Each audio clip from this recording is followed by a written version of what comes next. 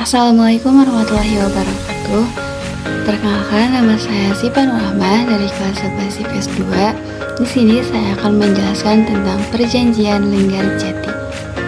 Sebelum ke materi, apa sih itu Perjanjian Linggarjati? Perundingan Linggarjati atau Perundingan Kuningan adalah salah satu perundingan antara Indonesia dan Belanda di Linggarjati, Kuningan, Jawa Barat yang menghasilkan persetujuan mengenai status kemerdekaan Indonesia.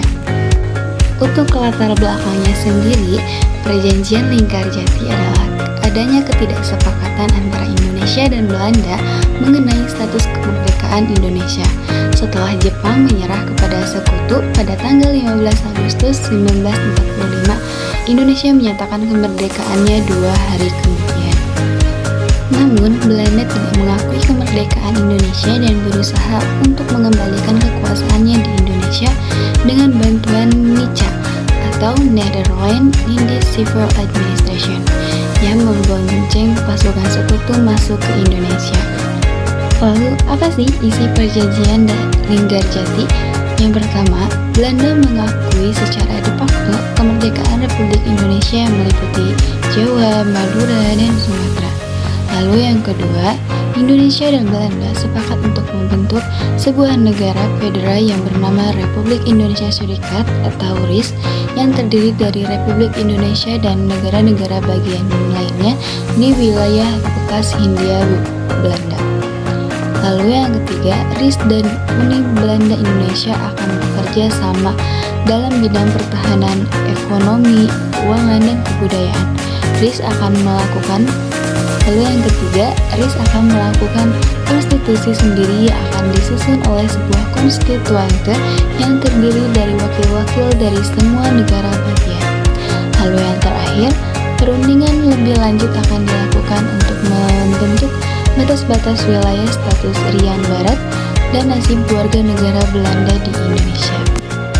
Nah, setelah peristiwa Perjanjian Linggarjati ini pasti ada dampak dari hasil tersebut, dan dampaknya ada positif dan negatif. Untuk dampak positif perundingan Linggarjati, yang pertama, Belanda mengakui kemerdekaan Indonesia sehingga memperkuat citra Indonesia di ranah internasional. Lalu yang kedua, pengakuan Belanda secara de facto terhadap wilayah Indonesia, khususnya Jawa, Sumatera, dan Madura. Yang ketiga, penyelesaian konflik Indonesia-Belanda sebelum adanya agresi militer Belanda. Untuk dampak negatifnya, ada yang pertama, wilayah kekuasaan Indonesia masih kecil dan harus mengikuti persemakmuran Indo-Belanda. Lalu yang kedua, secara tidak langsung memberikan jarak waktu kepada Belanda untuk melakukan agresi militer. Lalu yang ketiga, beberapa pihak menentang adanya perundingan Linggarjati termasuk PNI, Partai Masyumi, dan Partai Rakyat Indonesia dan Partai Rakyat Sosialis. Lalu yang terakhir, yang keempat, Sultan Syahrir dianggap memberikan dukungan terhadap Belanda sehingga anggota KNIP dan Partai Sosialis menarik dukungannya pada 26 Juni 1947. Pasti dalam peristiwa ini ada beberapa tokoh yang juga berperan penting. Para tokoh yang terdapat dalam perjanjian bersejarah tersebut yaitu pihak Indonesia diwakili oleh Sultan Syahrir sebagai ketua, ditemani oleh Akagani Susanto, Triptoprojo, dan Muhammad Rom.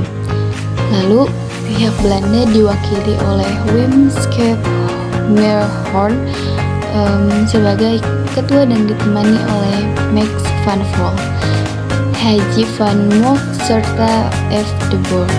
Lalu dari pihak Inggris selaku penanggung jawab atau mediator diwakili oleh Lord Kelvin.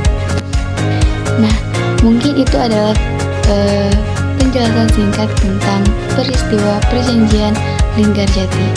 Untuk itu, saya ucapkan terima kasih dan wassalamualaikum warahmatullahi wabarakatuh.